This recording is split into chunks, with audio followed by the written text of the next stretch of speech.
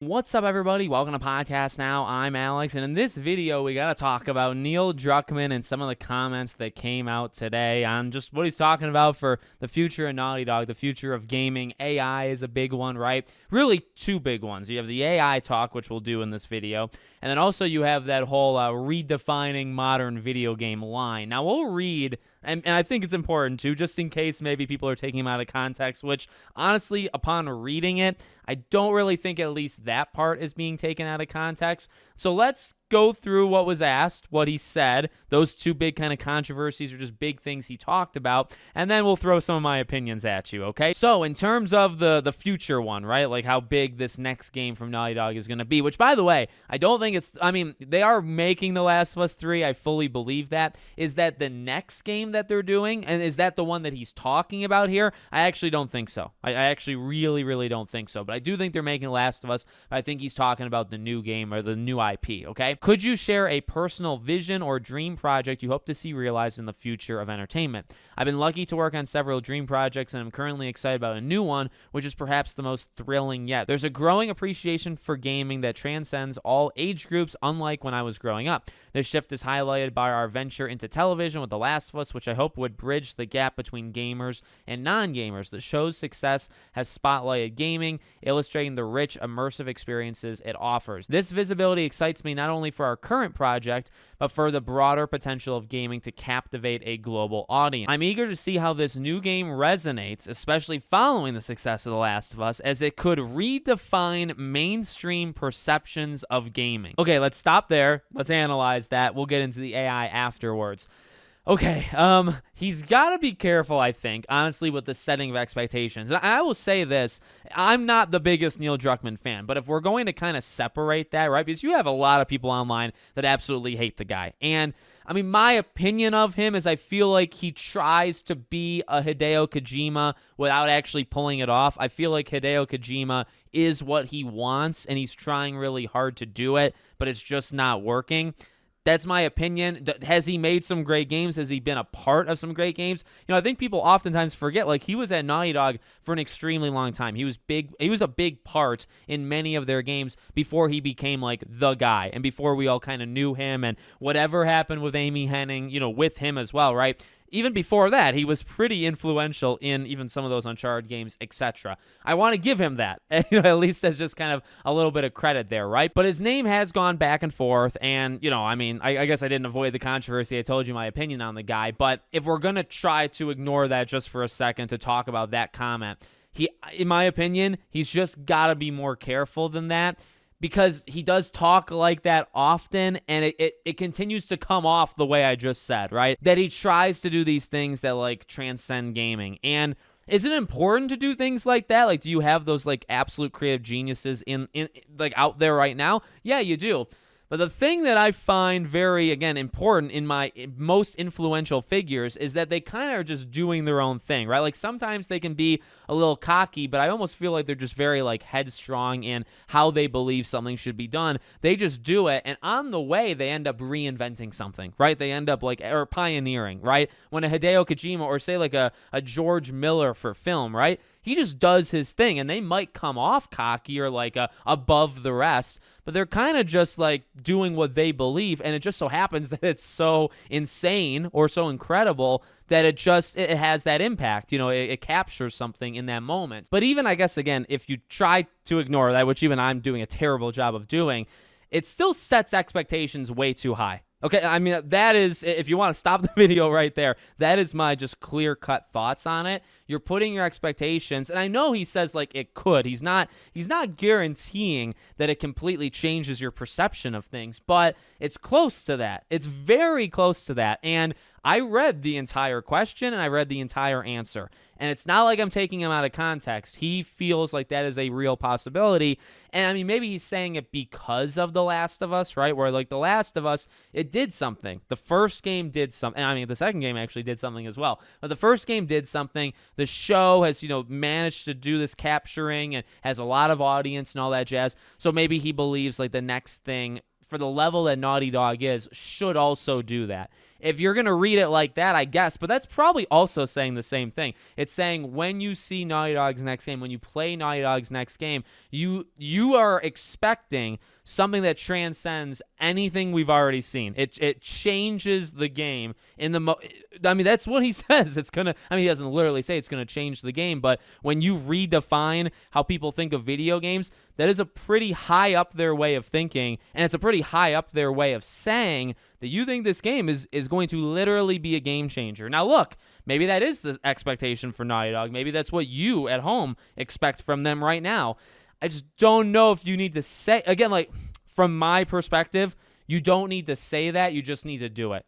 If they're serious, and again, like when you look at the best in musicians or artists or whatever it might be, they don't necessarily need to tell you that they're going to make the greatest thing you've ever seen in your life and it's going to change the way you look at things. Or some of my favorite games of all time, I bring up the Kingdom Heartses of the world or Life is Strange. I don't remember them telling me that it was going to redefine how I looked at video games or change my life because of the way I connected to it. It just did it. It just did it. They made it, and then it just happened. And I think that's really important. So from that perspective, I mean, that's how I look at it from that kind of egotistical perspective, but also just say like a casual observer. I don't know if that's a smart thing to say out loud because just any average Joe that's scrolling on Twitter looks at that and either thinks a way about Neil Druckmann, which maybe is right or maybe it's wrong, but they also look at the next Naughty Dog game and they say, I was just inadvertently promised that this game is going to like change the way I look at video games. That's a high bar. And as people have pointed out on Twitter, and I think rightfully so, that is a comment that either haunts or I don't even know what the opposite of haunts in this way is, right? But it'll stay with you forever. So when the next game comes out, you'll either go back to that and say, he nailed it. He could see the future. He knew he was cooking, right? Or that line stays with you in such a negative way forever, right? Because then you go back to that line. The game is out. We've all played it. People on social media are saying their things. And then you're seeing this line, the line we just read, you're seeing that everywhere. On Twitter, on YouTube. I'm saying it. You're saying it. Everybody's saying it. Oh, remember when Neil said that this game was going to do this? Well, look at what it actually did. I just don't think you need to put yourself in that situation. And he tends to do that. And I just don't think that's a good idea. So just wanted to throw that out there for this. Now that again, like, there's obviously a lot of opinions on The Last of Us Part 2. For me, we've talked about my opinion. I'm not going to bore you with it. But, like, I think Naughty Dog is capable of incredible things. And again, as I said a few minutes ago, maybe we should. And it's up to you. Like, it's your expectation. I can't tell you what to expect. I shouldn't tell you what to expect, just like you shouldn't to me.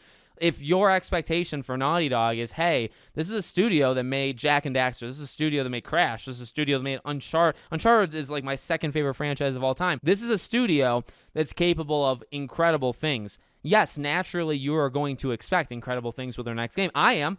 Their next game that they show needs to be at a level. Does it need to change my perception of video games? Not necessarily. It just needs to be really good. But again, that's up to each person. I just don't think you need to be told that from Neil Druckmann, right? I think we can all feel whatever way we want about how high we set expectations because we probably, again, maybe the expectations should be really high for a Naughty Dog game.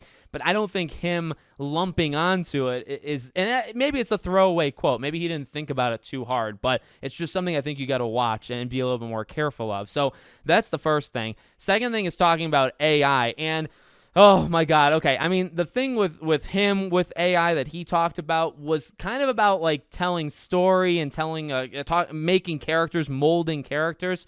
I mean, look, at the end of the day, I've talked about this before. We did this with Square Enix. We've done this kind of across the board. I believe a couple things. AI is inevitable. It is. Like, I don't want it to take over. I think it's going to. And I think the best way we can handle it, or the best way they can handle it, is figure out how they can really harness it. Have it do the best work that it can with what they want it to do, while also trying to protect the employees. I really think that part is important in the simple way of companies, especially as you're seeing now, companies are looking to cut costs in any way possible. And if you tell them that a robot can do, that this AI can do a fundamental feature of a game that takes a human to do, and they can just replace them one-to-one, you will fire that person. And I don't think that's the right move. I think they should work in collaboration. I think that's the best future you can hope for, is that the human can train the AI, work with it, be able to maybe be even more creative because of it, and work in that collaboration. That's the only way we kind of win. That's the only way they kind of win, because it's going to happen. AI is going to become more and more a part of it. As people are reporting, like a lot of companies in, say, Asia and China, like a lot of them are literally using AI in games right now. Like it's already happened. It's kind of getting pushed back here and there, but like it is happening. So as a general standard from me, that's kind of what I believe in, right? Is use it to the best of its ability. And we've seen stuff in terms of like Square Enix with the lips, right, capturing the, when they're talking, and they've trained it. They literally like kind of programmed it themselves of how to do it. We've seen stuff about like artwork. If you're talking about concept art like things, maybe AI can help there. When Neil talks about it, he's talking about like dialogue. He's talking about writing. That's a lot tougher. Like I'm not opposed, because remember that talk kind of actually many years ago when AI was just kind of getting started in the gaming industry, where maybe AI could write, say, dialogue for background NPC characters. I'm kind of for that. I'm not really all that against it, because honestly, most times humans don't do that all that well. So if you can not fire human beings, have AI kind of tell some pretty cool stories just with background characters, they don't matter all that much. You're just enhancing the world, whether it's open world, whether it's not open world, you're just enhancing it. I'm fine with that. Like, I actually think that's kind of cool, and that would, again, just enhance the world in general. But if we're talking about AI writing scripts, if we're talking about you put in a prompt and the AI gives you a new character, a main character, even a side character, not so much a fan of that. Again, like my dream is that can the AI do the more tedious tasks, like that background NPC talk? Can they do that? So you can have your writers that you pay to write for, and they should be talented enough to write. Can you have them create the characters? But now they don't have to worry about that other stuff that maybe takes them a couple months, maybe it takes them a couple, whatever it is, weeks, months, days. You can eliminate that part so they can work even harder on something else. That's my dream. It doesn't sound like that's what Neil Druckmann is talking about. It sounds like he's talking. Now, he does say, like, hey, we got to be careful. We got to watch, like, the ethics of it. So I think he is aware of the same things that I'm talking about. And I mean, I don't know how many people in companies are all that sentimental about their workforce and stuff, but he does talk about it in an angle from this is going to help storytelling. This is going to help that kind of department. And it's like, I don't know. Is AI gonna help storytelling? Because I mean, maybe like an interesting concept, like maybe you write a prompt and it gives you an interesting city, but like, will it tell you, say, like the main premise for The Last of Us? Do you want that to come from AI, or do you want that to come from a human? That does get into a little bit of like a weird ground where it's like, does it matter? Do gamers actually care where it comes from? If you were pitched The Last of Us, if The Last of Us came out and you were told, hey, that concept came from AI versus a human, do you care either way? I would argue majority of people that bought it don't care. Don't care where it came from. It matters if it's good or not. So that it continues to honestly be a problem for the developers, that they got to fight for their rights. They've got to fight to be able to collaborate with AI, not completely push it away, because that's just not going to work, but also not let it take over, right? Kind of have this meeting in between. It's kind of their problem. I mean, it could be our problem in other ways, but for them specifically, obviously, we're talking about it right now. It's a big issue. So yeah, that was a big thing. I think he's kind of getting roasted on that one. Whenever you bring up AI online, you're gonna get attacked, and I get it. Again, like, I'm not a huge fan, but I've almost given up like this super defensive, like, no, we can't have AI at all. I really think that's honestly a losing battle that you're absolutely gonna lose. There's no winning that. So why don't we focus on maybe how we can like work together, or figure out how to like keep people safe in their jobs, because you're not going to be able to completely get rid of it. And another thing, and the final thing maybe I'll say for this video, if Neil Druckmann, who is a very high up, at Naughty Dog, and Naughty Dog, as we talked about in the first half of this video, right? Naughty Dog being such a fundamental part to Sony, to PlayStation, how big they are. If they're using AI, if they're planning AI for these big sweeping things like narrative and story, if they're doing that, everybody's going to do it. Maybe not the indies, but If Naughty Dog is doing it, you don't think Gorilla will do it? You don't think Santa Monica? And maybe it's not, maybe they don't even want to, but you don't think it's an initiative? Sony's going to tell them, hey, Naughty Dog's doing it. Sucker Punch, get on it. AI's got to help you. If it's helping Naughty Dog, it's got to help you. That, I think, is something that I haven't really seen too much talk of online, kind of the implications of if Neil is talking about it. I know people are going after him, but to me, that signals, well, if it's such a big deal to him, he's such a high up and so influential with Naughty Dog. Naughty Dog is such like a golden child of PlayStation. Okay, well then every but Bluepoint, name them, Media Molecule, Bluepoint, just name all of their studios. They will have to do it too. There's no way Naughty Dog is going to do it and not a single other PlayStation studio. There's absolutely no way. And it's going to be industry-wide. It's not just PlayStation. Like that's ridiculous to even think, right? So let me know what you guys think about all this in the comments. Make sure, as always, you're subscribed to the channel. Bell icon turned on. I hope to see you all on the next one.